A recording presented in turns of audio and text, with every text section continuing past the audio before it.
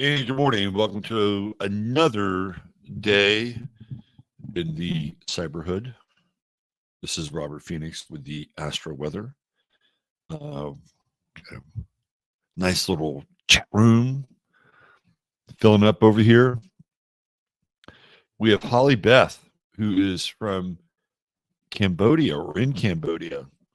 So I guess this would be a Holly Day in Cambodia.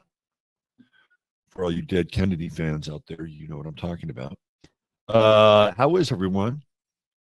There's my man Ryan showing up. My man Mark, what's going on?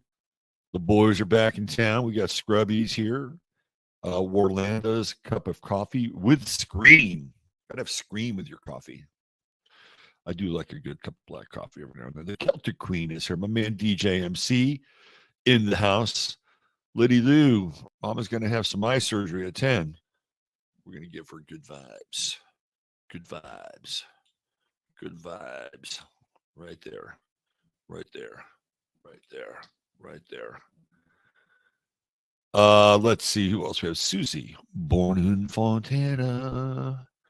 She moved to Montana with her sister named Hannah. That's Susie Sue. All right. Deborah Wheeler. What's going on, Deborah? Maria Derange. Maria Derange. Checking in from France. Let's see. Jill Wong. What's happening, Jill Wong? Jill Wong is in the right place. Cumulus Cloud. Good morning to you. Let's see. Who else do we have? Misbehaving too. Lori Camacho, SoCal. Representing Jemmy Jem. Jemmy Jem. Julie Boss is here as well. All right. Just a little. Oh, did I mention the lovely and talented one also in the house today? Harriet Bowie. Hey, ho. What's happening? Thank you, Ryan. Yes, you can buy me a cup of coffee over at the show links page. I was talking with a friend of the show last night, and he suggested I put a Q code up here for people that want to scan the Q code to get me a cup of coffee. I might try that. We'll see. I'll make it easier. He said that there are people that watch me on other devices that can't go onto YouTube and click on that link. So maybe I'll do that. Kelly and Kids is here. Hi, Kelly. Hope you had a great birthday yesterday. Amy Gill is also here. She's in the house. 98 years old. Wow. You know, once people get past that Pluto opposition, right? It's the Pluto opposition. They could live to 100. Let's see. Marge is here. Hey, Marge, what's going on? Sandra Wells. Oh, a blast from the past. Good to see you, Sandra. Welcome to the show. Always nice to have you here. Let's see. Kathy S.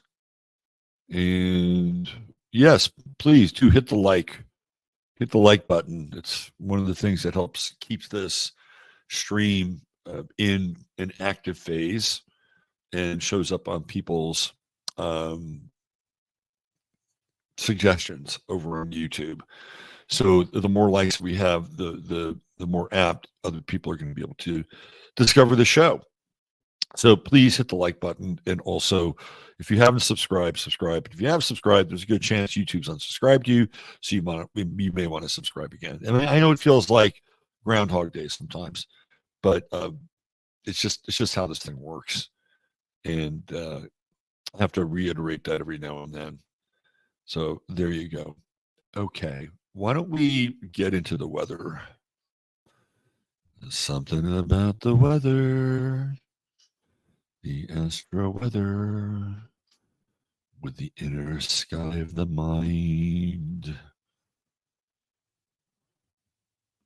The inner sky of the mind. We could do weird spiritual hippie songs this morning. All right, hold on. You know, I've often been accused of being a cult leader, which I really don't understand. But if I were a cult leader, I would make songs. I'd make up songs, and we'd all sing the songs because that would ensure that you were really in the cult, no matter how bad the songs were. That would mean that you were in the cult. So I would write songs, and it would be probably bad songs. All right, let's get into the weather of the day. The weather of the day. Oh, PMSO. We'll do a little. We'll do a little sports algal sighting. Algal is showing up in sports last night with the Warriors and the Timberwolves game. So we'll get into that just a little bit, but it's worthwhile. Trust me on this. Okay, here we go. Away we go. Let me just make this a little bit bigger. All right. So, I usually like to have this as an attachment or just an image that I can click on, but for whatever reason, in this version of my computer in StreamYard, that is not happening. So I'm going to have to strain a bit here. Okay, so we got the Sun-Mars conjunction, which we have been talking about and heralding a bit, right? So there's Sun-Mars right there. The sun is creeping up. It's at 22. I believe Mars is at 24. Algol is at 24 in Taurus. Remember that. We'll talk about that a little bit later. And it's really interesting. I on Facebook, Twitter, I had a tweet, I think might have been Monday. It was on Monday, and I talked about the energy of the new moon in Scorpio, Mars in Scorpio, and the sun in Scorpio. And it was all about kind of bloodlust and vengeance, right? Like, be careful what you wish for, because there's a psychic backlash. Well, last night during the Warriors game, when the Warriors played the T-Wolves, you could see that come out with, of course, Draymond Green, who is, let's put it this way. If Draymond Green worked for your company and it didn't involve basketball, Draymond Green would have faced numerous lawsuits from co-workers or fellow employees or workers at another company that you may have had some interaction with, to the point where you'd have to fire him. And last night was no exception, because Draymond Green, which I'll show you later, decided to put a chokehold on Rudy Gobert, which again we'll talk about. That's all the algal stuff, but it's also the energy, right? This is the energy that's in the air right now, and it really was precipitated by this new moon. And when we get into this, is the thing about fixed signs. When we get into Scorpio and fixed signs, we get into the new moon and Mars and the sun and Ceres. Like, the things that you do, the actions that you take, even on a subconscious level, it's like setting things in motion. And even though it doesn't necessarily happen, on that day or 24 hours later or 40, like, that is the power of the new moon. Like, you're especially in Scorpio, which is such an intentional sign. It is the two signs that have the most intentionality built into them are Scorpio and Virgo. Virgo is intentional because you want everything to be in place, right? Like, if they're going to be engaged in a project, they want all their tools in the right place. They want everything, their workflow's got to be just, perfectly lined up, right? So there's an intentionality in the physical world with Virgo. Scorpio's intentionality in the psycho-emotional realm. And this is where Scorpio is really the master teacher of magic, because Scorpio runs on the principles of magnetism, either attraction or repulsion, right? This is how Scorpio works. If you've ever been around a Scorpio person, right, you're either really into them or you're not into them. And there's very little gray area with Scorpio, right? So when we have that new moon, which we're coming off of, and there it is in Sagittarius, intentionality is everything. Right? It is everything. And you get the best and worst elements of it. The best elements are, and I wish I would have had a show on Sunday night. I wish I'd been back earlier, but I could have talked about this more. But the best elements are that you have to really um, check your influences, right? You have to have a really strong filter with a Scorpio new moon, and you have Mars there, you have Ceres there, and if you have that, if you're really really clear about your intentionality, you could set it in place with that fixed energy and watch things happen. Right? I mean, it's really very powerful. Scorpio is amazing in that way. But if you're not, and you have that moment in time, or you're going through the new moon over the last 48 hours, or go 48 hours back, and you were more clouded in your intent, we'll use the word clouded in your intent, things won't work out well. You'll be reminded that that there are areas that have shadowy spots connected to it. So when Scorpio is really on, when Scorpio is clear and I'll use the word clean because there's this transmutation quality in Scorpio. You're transmuting sort of you're going through, you're transmuting the dross, to use an alchemical term. And then once you get to that point where you understand, where you are in a situation, or where you are when it comes to whatever it is you want to bring into your life, and you come at that place with a really clean, sharp edge, man, Scorpio is the master manifester. Now, with Uranus here, be careful what you manifest because the creations can be very interesting. It's so funny. I talked about this whole idea of Hamas as a golem that Israel had created, because Israel did create Hamas, right? And there's this whole tradition of the golem that comes out of the kind of the mystical side of Judaica, and the golem is an entity that's basically shaped out of clay, and the spirit of life is breathed into the golem, and the golem will then take care of the enemies of the creator of the golem, right? And usually it's supposedly for uh, delivering justice, right? Frankenstein is a take on the golem mythology, or the golem technology. And there are some other people that were using that Frankenstein imagery in relationship to this whole Hamas Israel thing. I think they're on the Israeli side, though. It was weird. Like, oh, I was talking about that. But Uranus is science, and Uranus rules science. Aquarius rules science. So excuse me. So here we have the fires of creation. Remember, when we talk about Scorpio, what do we talk about? We talk about procreation, right? And then Taurus is form. Taurus is the manifestation of procreation in physical form. And so when we have Uranus over here, it takes on strange forms.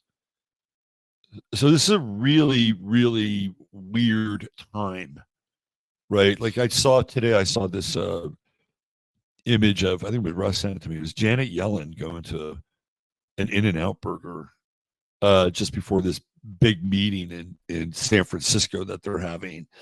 Right. It's kind of like that. It's like things just look out of place and weird. And she had no Secret Service or anybody around her. It was just very odd, right?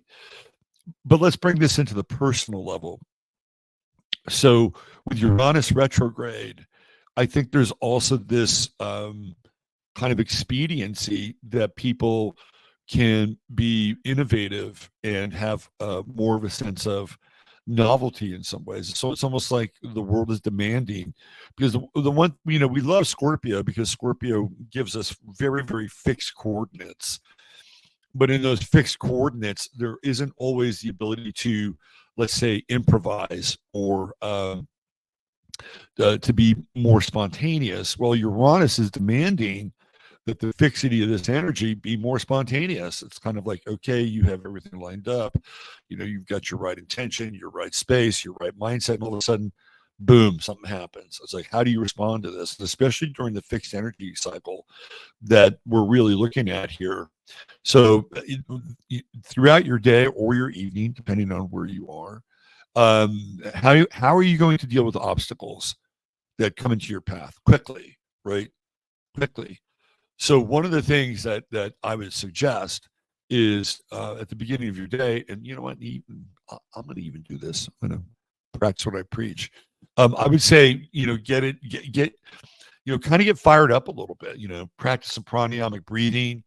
Just make sure that you're more kind of, what's the word, mutable, a little bit more mutable, so that you can deal with these very interesting obstacles that pop up during the day, and that you're not so fixed and determined that you're going to ram your head against the wall.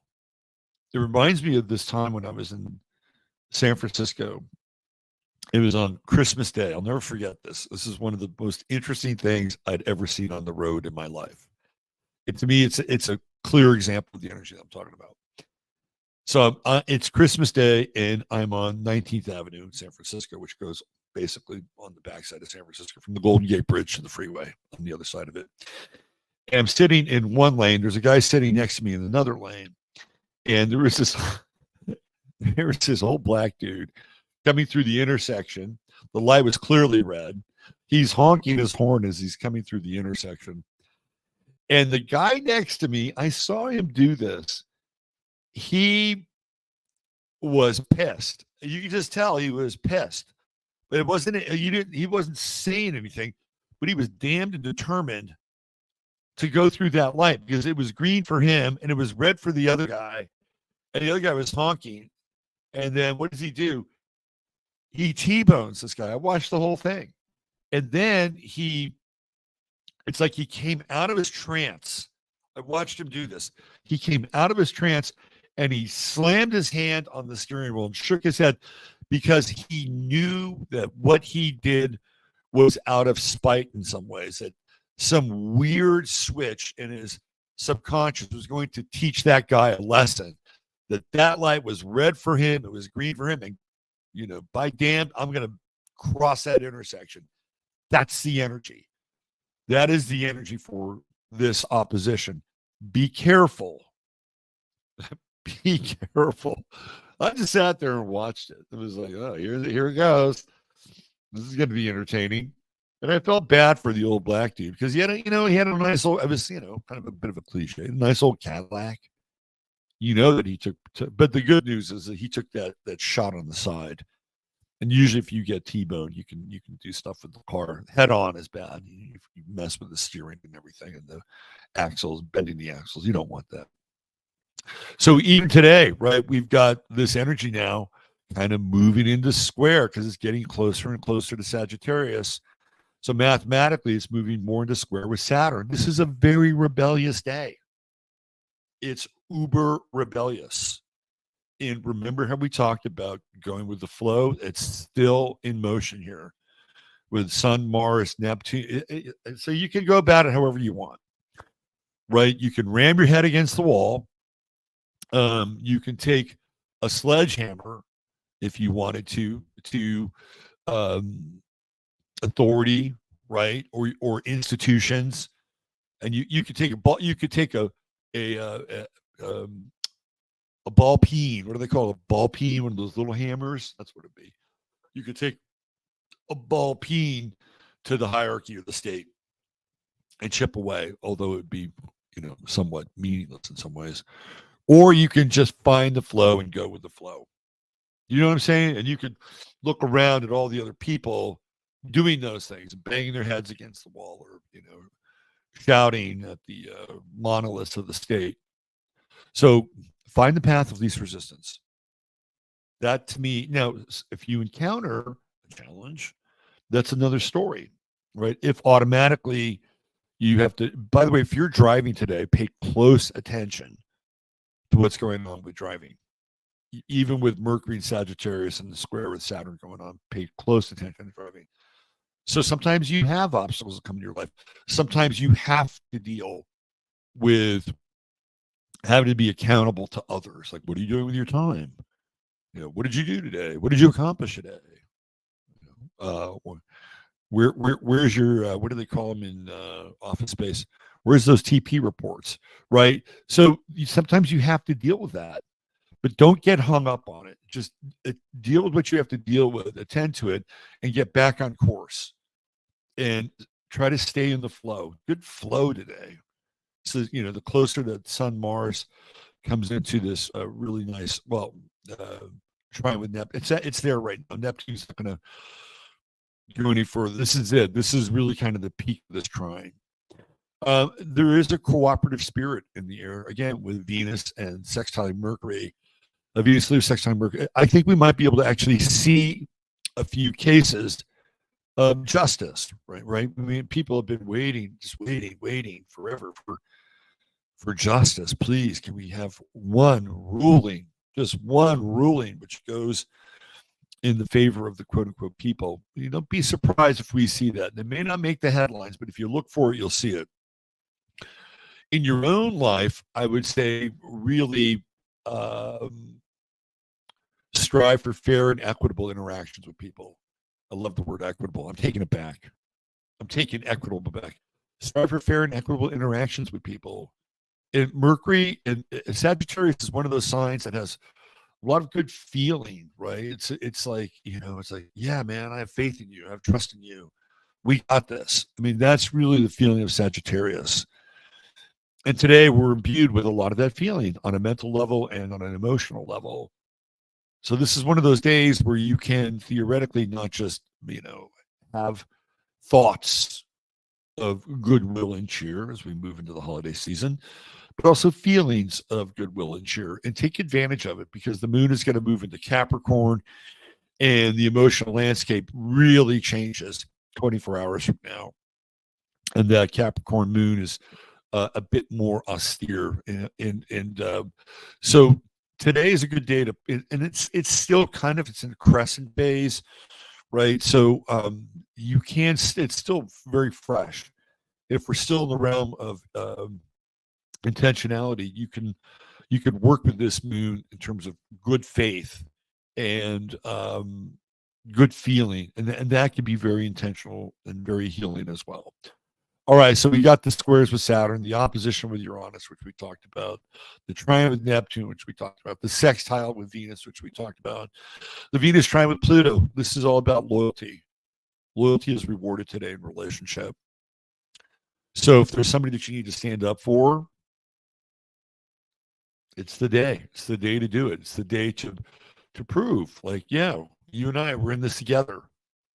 Right, we're in this together, and we'll work on finding a fair and equitable solution together. I really like Venus is, with the exception of the Chiron in opposition, which even that in of itself is not bad.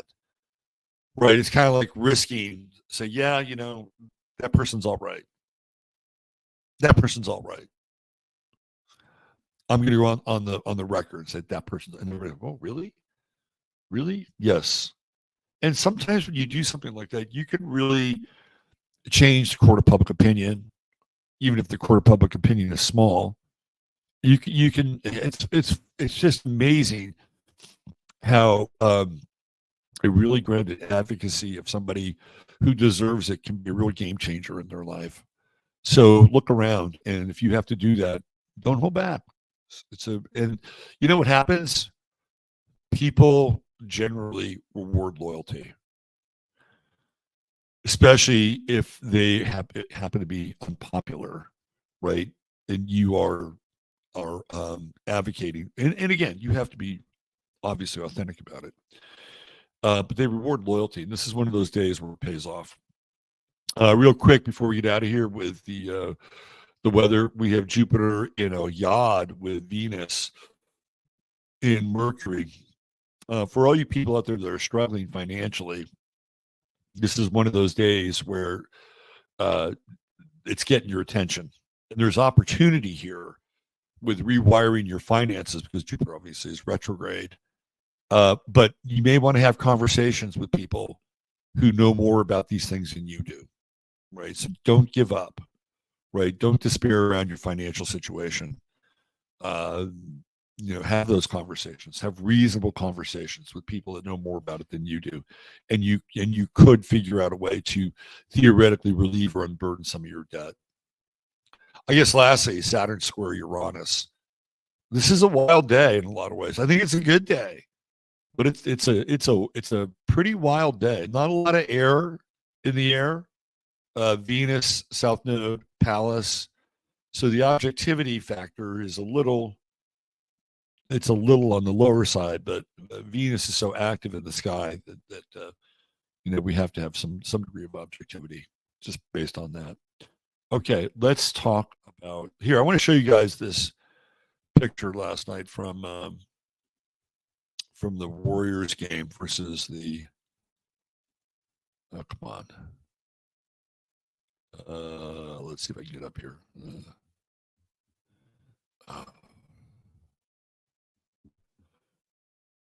Let me just do this. I'm just going to have to call it up.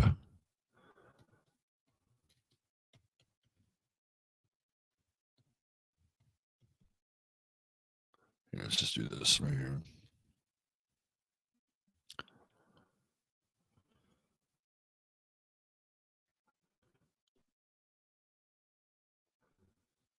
So here we go. This is a Draymond, the sociopath, green, choking Rudy Gobert. A lot of people thought this was very funny. Like they thought that this was funny. People laughed at this. I don't really think it's funny, and I'm not a wimp when it comes to sports, but this is Algol right here. Like this was Mars opposing Algol, and of course it's Draymond Green, who is a Pisces, putting this chokehold, the neck, which is what Algol represents, on Rudy Gobert. What's really interesting about Rudy Gobert is that when COVID started, Rudy Gobert was the guy who kind of kicked it off. They had a press conference. It was the Utah Jazz playing the Denver Nuggets.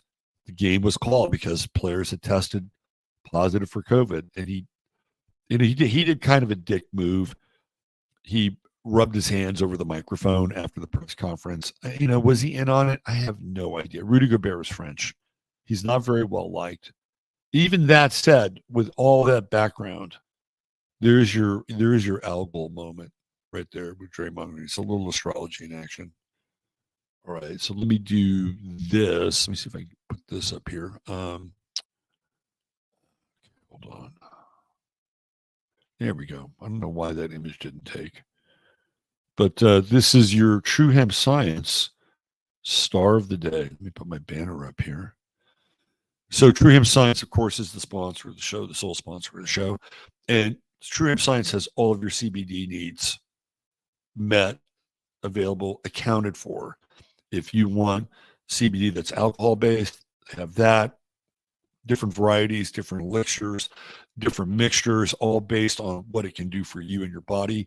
You want non-alcohol, water-based, they have that. They have spagyrics. They have the gummies, which are probably the most popular item in Chris's medicine chest are the gummies, the sleep gummies and the moon dust gummies. They're amazing. Topicals. They have CBD for your pets called Pet Sounds. So all you got to do is go to truehempscience.com and you type in 15MINS. It's right there on the scroll, 15MINS. And guess what you'll get? You'll get free goodies with an order of $100 or more. So you get a little goodie bag with a bunch of stuff in it, which is really cool. So you get to try other items in the True Hemp Science catalog of CBD products, right? Which is great. $150 or more, you get free shipping, and there's always a 30-day money-back guarantee. So there you go, truehempscience.com at 15MINS. That is your code. All right, let's get into our star of the day.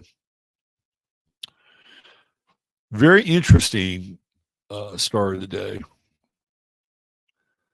So the True Hemp Science star of the day is Erwin Rommel. And Rommel is a really fascinating character in the story around World War II. He fought in World War I. He was Bavarian, so he was from the South. and Schwabenland, and he was kind of.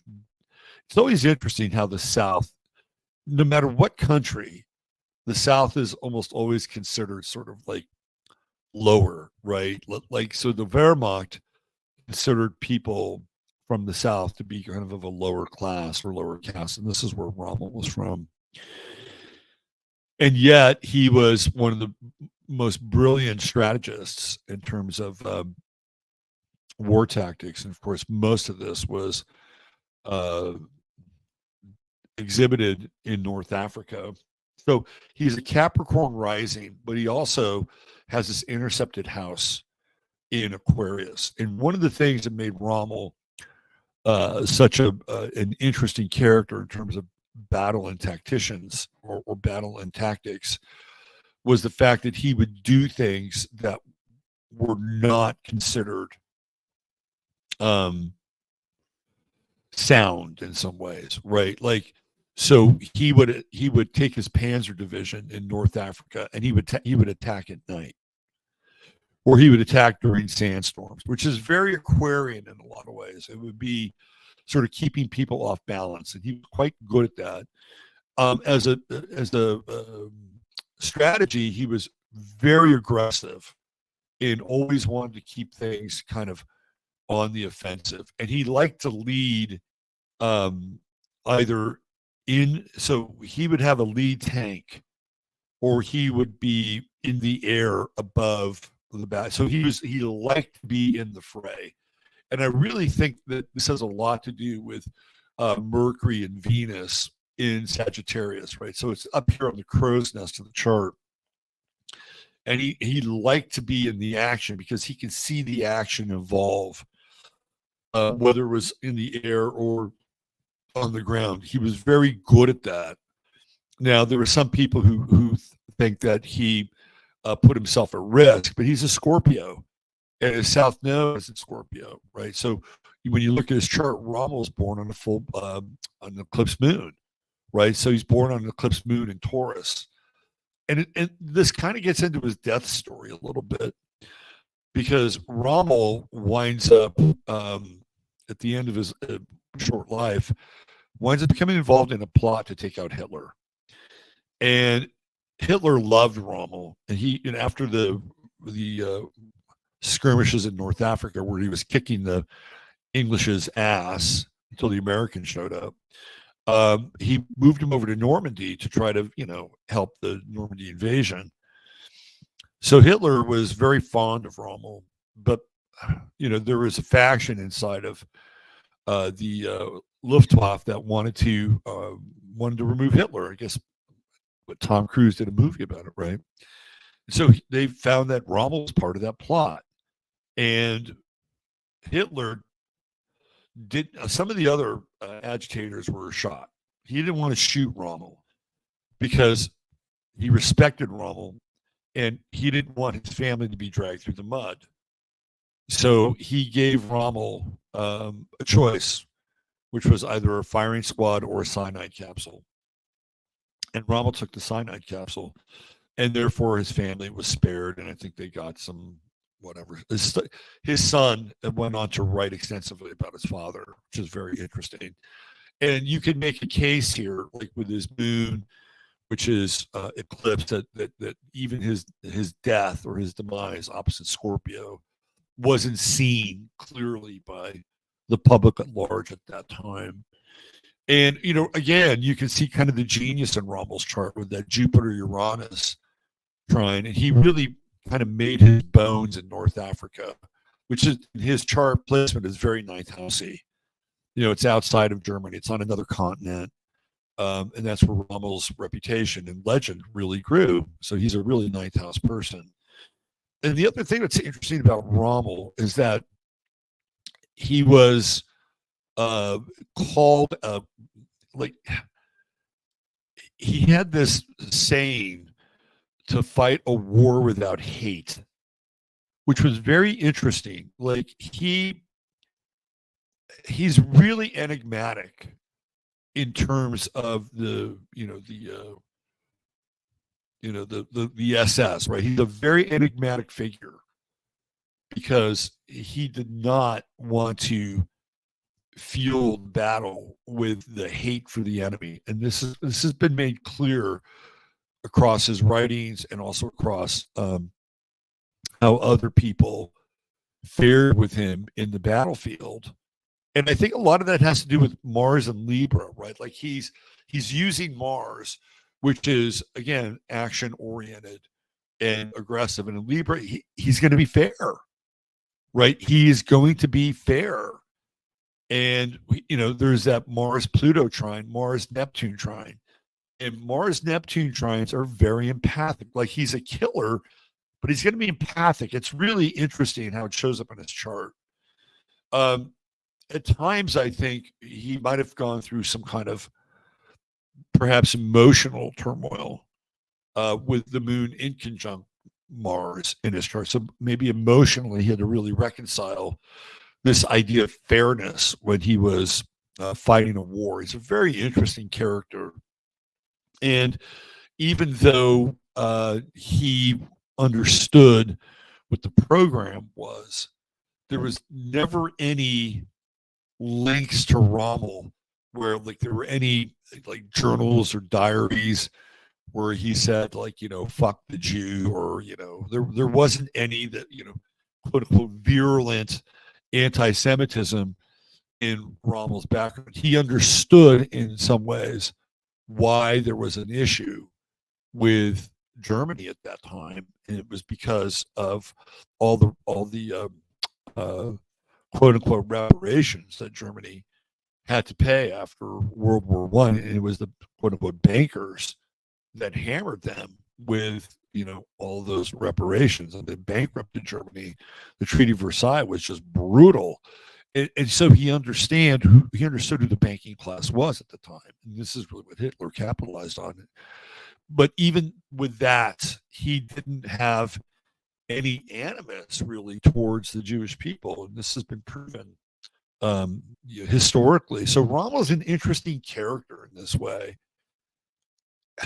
Could he have been a scapegoat a bit? Maybe, because he's got that Jupiter and Pisces. And he's got Mercury, Venus conjunction in Sagittarius, which I think has a lot to do with kind of like his own moral turpitude, right? Squaring Jupiter, and then the Jupiter square Pluto. And really theoretically, what were they doing there in North Africa? Well, the idea is that they're trying to find petroleum so they could continue the war effort. So Rommel was in charge of that. And so Neptune and then Jupiter and Pisces would play a pretty significant role in that. And it's a very interesting chart. And there were a lot of generals during the battles, various battles of World War II on the side of the SS. But Rommel's the one who really stands out. It's the name that we remember as an iconic general during that time. Of course, you have Eisenhower, Omar Bradley, Patton, and Montgomery on the Allied side. But the one German that stands out is Rommel. And I'm absolutely certain, without a doubt, that it has to do with his sun conjunct his midheaven in Scorpio, right? He is the one that is the most memorable in terms of his success, and also in many ways in terms of his death and passing, which is very scorpionic to say the least. All right, there's your true Hemp Science star of the day, Erwin Rommel. That's it, boys and girls. Thanks for being here. If you want to buy me a cup of coffee, you can do that over in the show notes. Please join us at 15 Minutes of Phlegm on Rumble. And we are still in the process of revamping the website so that we can have our private experience, our private chat, and all the things go along. It doesn't mean we stop streaming on Rumble. We simulcast on this advancement of tyranny and how anti-Semitism and Islamophobia, which are the twin hammers of the pincer effect, are ultimately going to force the powers that be to enact rules and laws regarding quote unquote hate speech. And never lose the opportunity to take advantage of a good crisis, as they say. Thanks for being here. Use your head in order to discern what's real, your heart to say what's possible. I'm Robert Phoenix, and you're you. Have a blessed day. Bye for now.